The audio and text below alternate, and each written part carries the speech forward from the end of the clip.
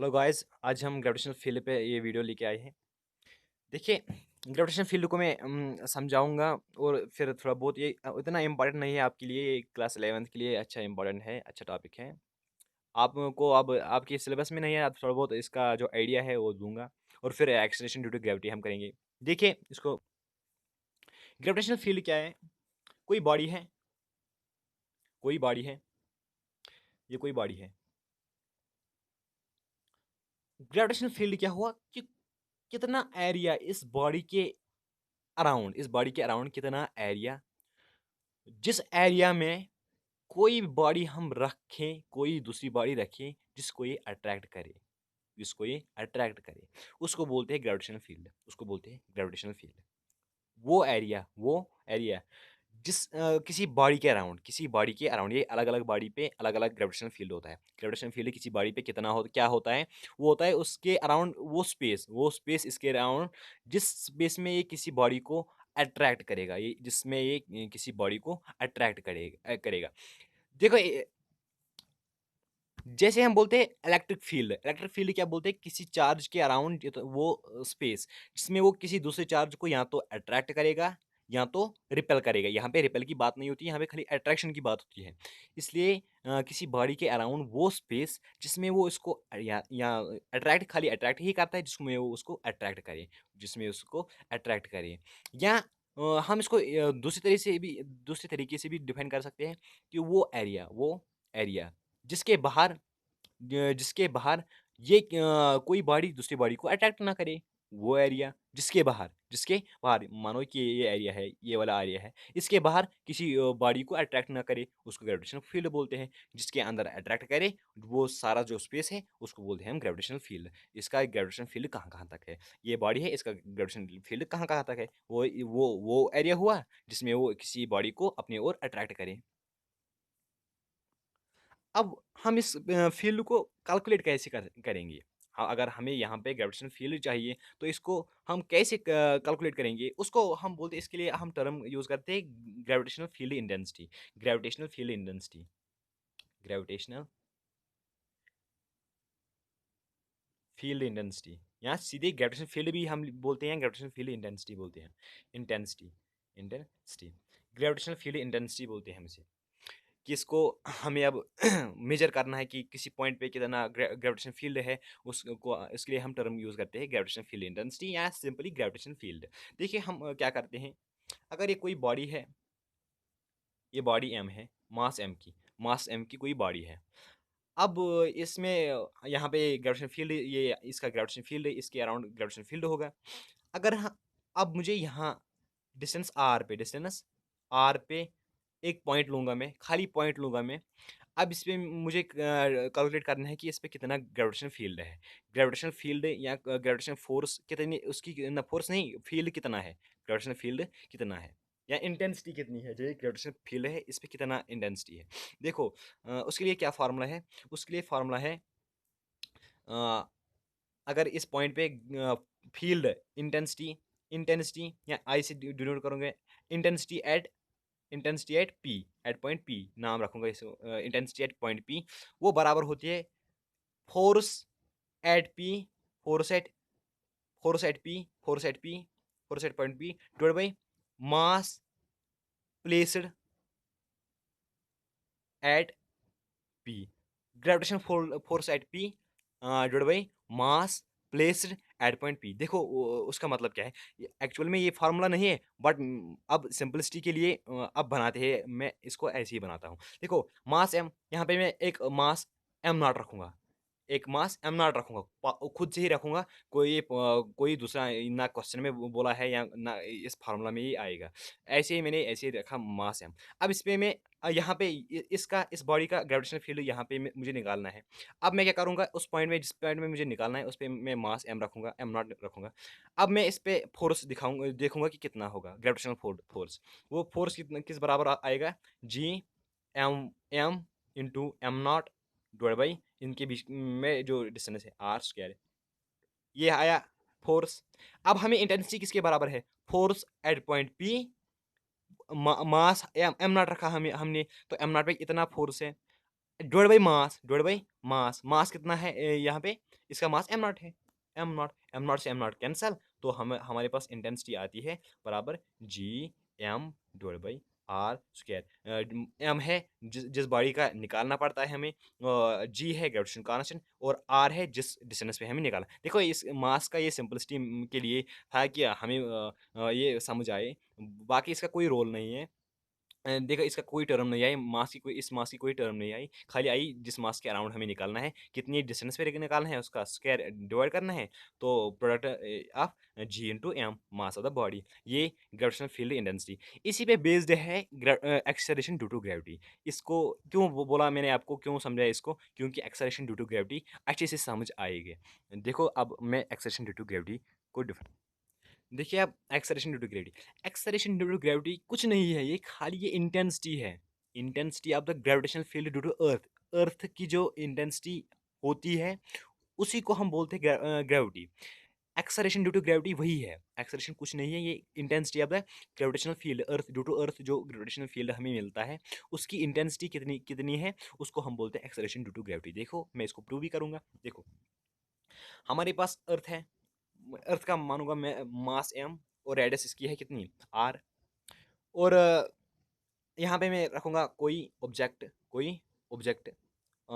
इसका मास है M, am not मास रखूँगा मैं इसका, एम नॉट मास है इसका। देखो अगर हम मैं अब ग्रेविटेशनल फील्ड इस पे निकालूंगा, ग्रेविटेशनल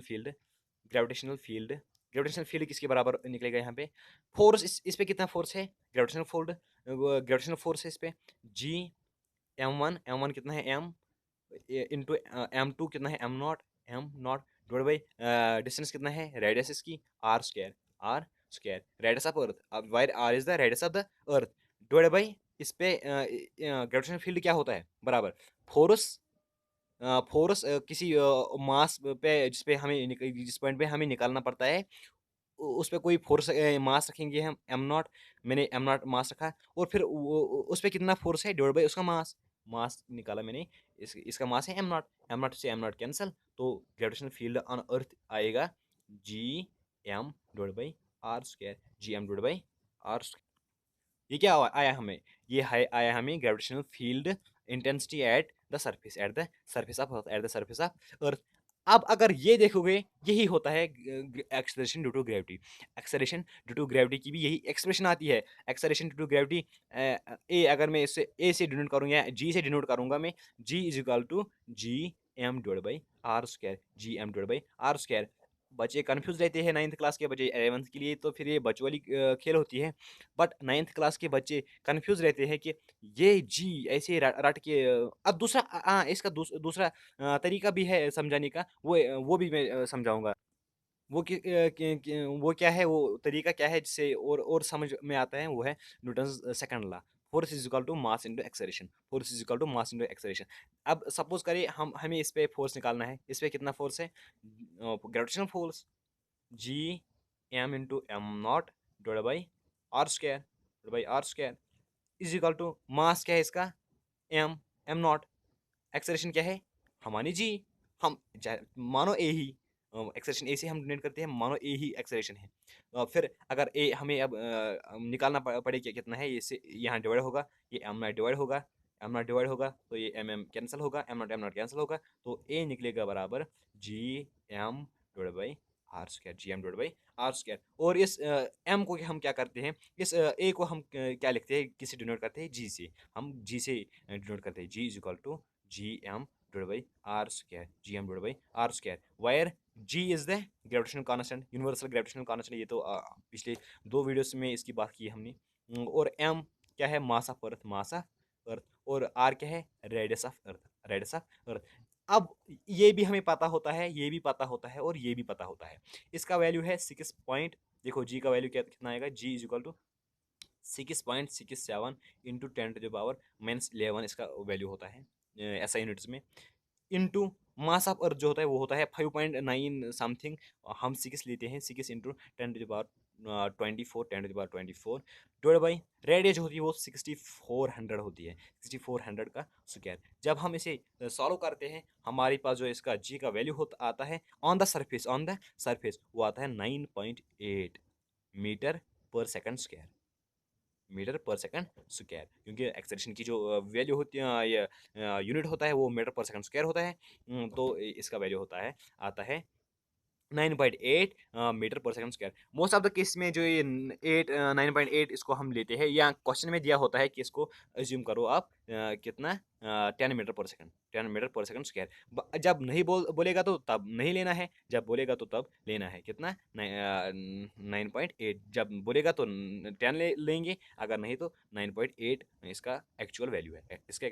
अब हम बोलते हैं कि यहाँ एक बॉडी सरफेस है, यहाँ पे एक बाल उसको गिराई, यहाँ पे जो जी होगा वो यहाँ से डिफरेंट होगा, वो यहाँ से डिफरेंट। ये हम लॉज ऑफ मोशन में हम एज्यूम करते हैं कि जी हर जगह सेम है, बट जी वेरी होता है, जी वेरी होता है थोड़ा बहुत। मैं आपको एक्चुअल में ये नहीं देखना है कि जी वेरी होता है, कैसे वेरी होता है, कितना वेरी होता है, वो आपके सिलेबस में नहीं है, 9th के सिलेबस में नहीं है। इसे थोड़ा बहुत मैं हिंट देता हूँ कि कैसे वेरी होगा या नहीं होगा, इतना मैं क्लियर करूँगा।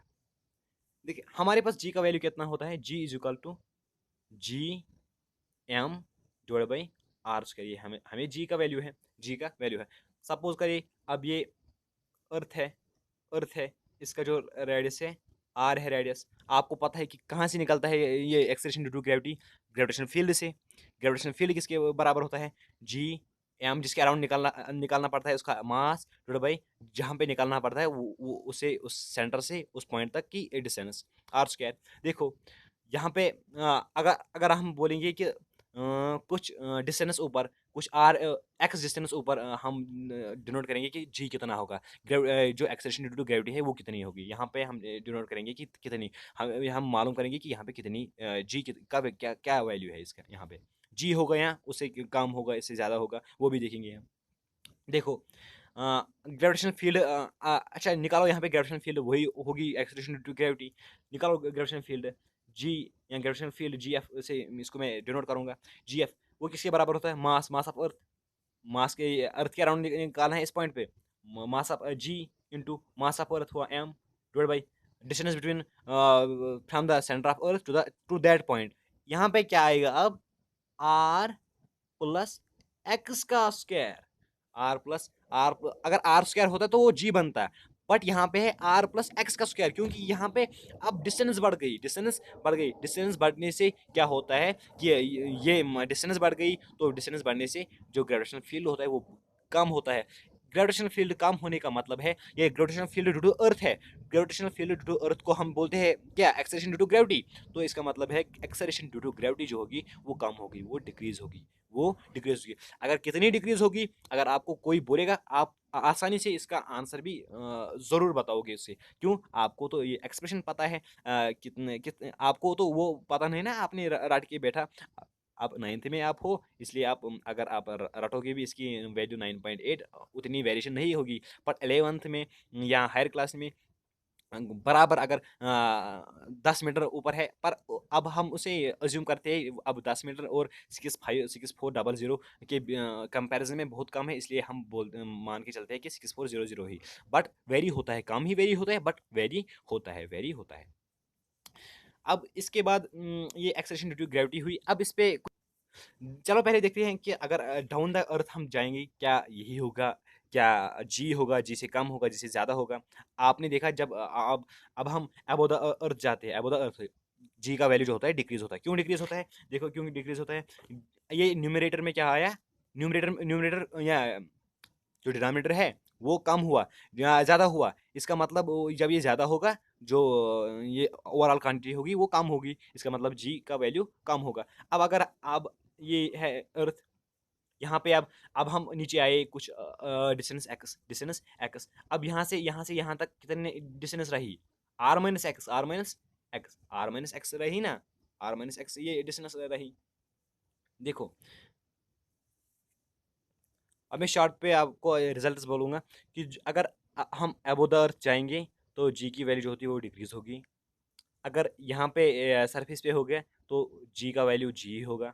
अगर इससे नीचे जाएंगे हम towards the centre, towards the centre क्या होगा, जी की वैल्यू वहाँ पे भी डिक्रीज होगा। ऊपर जाने पे भी इंक्रीज़ होता है, नीचे डिक्रीज़ होता है, नीचे आने पे भी डिक्रीज़ होता है। तो मैक्सिमम जो होता है, मैक्सिमम जो ग्रेविटेशनल फ़ील्ड की वैल्यू होती है, वो होती है सरफेस पे, वो किसके बराबर होता है? वो एक्सेलरेशन ड्यू टू ग्रेविटी के बराबर होता है, जो कि 9.8 है, 9.8 है। ये अब लेक्चर भी बड़ा हुआ, अब इसके न्यूमेरिकल्स भी देखते हैं हम, वो हम अब नेक्स्ट वीडियो में देखेंगे। Thank you for watching. Please subscribe my YouTube channel and share this video. If you like this video, then like